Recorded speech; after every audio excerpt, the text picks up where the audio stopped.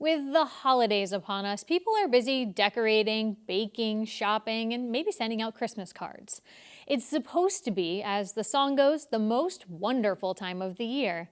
But for some, the holidays can cause anxiety and depression. Carolee McGrath sat down with Dr. Edna Rodriguez, a psychologist at Providence Behavioral Health, to find out how people can cope this time of year. It is very common for people to feel sad or anxious during this time because holidays presents with a lot of demands. There's a lot of cooking, there's a lot of shopping, there's a lot of thinking about how to meet people's expectations, and also represent a time where we're going to be joined by family members that we don't necessarily meet all the time or have with us all the time, and we don't necessarily have a great relationship with.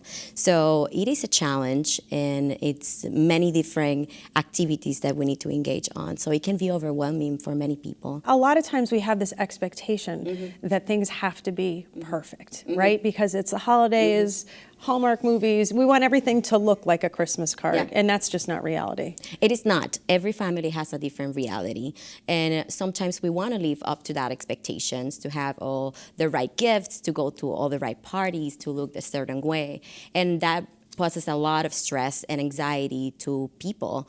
On top of that, if you already suffer from depression and anxiety and you're coping with that through the whole year, this time might be a time where you might experience an exacerbation of symptoms. So it is important to check in with our own reality. Every family is different, every context is different, and people experience the holidays in different ways with different resources. And what are the coping mechanisms that you would have for somebody who is anxious? Let's start with somebody who has anxiety. Well, anxiety it's a lot about anticipation, and sometimes we get caught up in thinking about what's going to happen, but we we have a hard time planning on how to get there. So having a realistic plan, time management, sparing time for shopping, some time for cooking, time for party planning, but also some time for self-care. If you have a medical condition, taking your medications, your vitamins, making sure you have enough sleep, that you eat well. Some people start overindulging during these times and say it's okay to have that extra amount of food for a month, or to drink extra, or to not sleep, and that has an impact on our mood and the way that we cope with stress. So it is very important to plan ahead. Also to just be aware when we need a break, when it's okay to just stop and ground ourselves, take a deep breath, and then come back to the situation, and know that there might be days that the plans also can change. So have a flexible plan. That's a really good advice, to be flexible, because that can be very hard, especially if you're you have a rigid schedule. What about for somebody who has lost somebody recently or during the holidays? I mean, that could be particularly so sad, for so many people who experience that. How do you help them through this? I think that the natural thing for anyone that sees a loved one crying is to kind of support them and try to have them stop crying or feel better right away.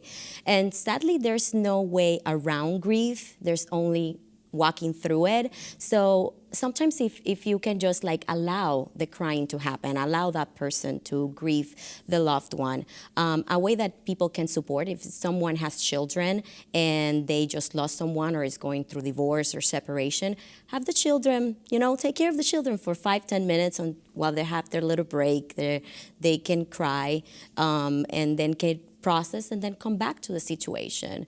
As a person that has gone through grieving, and if you are going through grieving, it's good also to schedule some time to grieve. Allow yourself to have 5-10 minutes to remember that loved one, remember that relationship that is no longer there.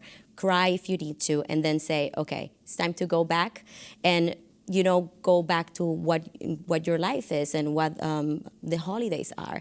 But trying to act like nothing is happening usually doesn't work. It has the opposite effect. People become very irritable, people become very reactive to their environment. So actually spending some time on processing those feelings and supporting people that are processing those feelings is what we recommend. Okay, so at Providence Behavioral Health, you're also a supervisor helping people with addiction. How do you advise those families who are coping with an addiction problem to move through the holidays? Just be mindful that recovery is different for different people. In early recovery stages, like meaning the first 3 months of being sober, it's very hard for people to be around alcohol or recreational drugs. So holidays usually involve some alcohol or partying for some families. So that knowing that family member might not be able to join them, or they might need to change a little bit on how they experience the holiday to support them.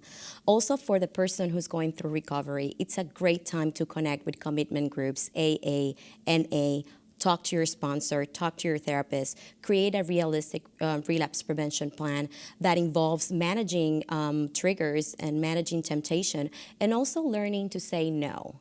It's very hard to say no when someone that you care about is inviting you to a party and you want to go, you want to be there, but at the same time that will represent a trigger for your addiction. So you just have to know, Sometimes you have to, some of the challenges that you face. Yeah. Also, for parents who are experiencing depression, how do you keep this from affecting your children, which must be such a struggle every single day, for people who are going through this, but how do you do that?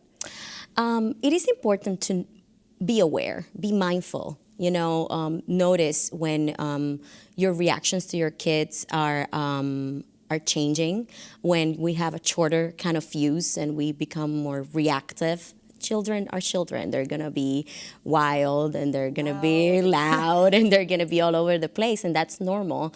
And it's normal for us to be more overwhelmed with that on some days than others. So having the opportunity to take a little break, say, okay, mommy, daddy, grandma, caregiver, because it comes in many forms, needs to go to the bathroom or needs to go to the to another separate room in the house, and knowing that 15-20 minutes of just sitting down, breathing in and out, or taking a walk can make a huge difference on how you approach a stressful or overwhelming situation for you. And you talked about self-care. Yeah. I would say exercise would be part of that. How much does that help? Going out for a 30-minute walk, 30-minute run, even if you think, oh, I have no time. I mean, that definitely changes your mood when you're done with exercise. Yeah, it does. We have a lot of research in the scientific community, and we know that especially people who go through depression and anxiety, scheduling exercise frequently can improve their mood, and that's for everyone, but especially for people who are coping with a mood disorder or anxiety. It does have a positive impact in self-esteem, in mood, in regulation, and it's really good also to kind of like slow down. It helps us slow down.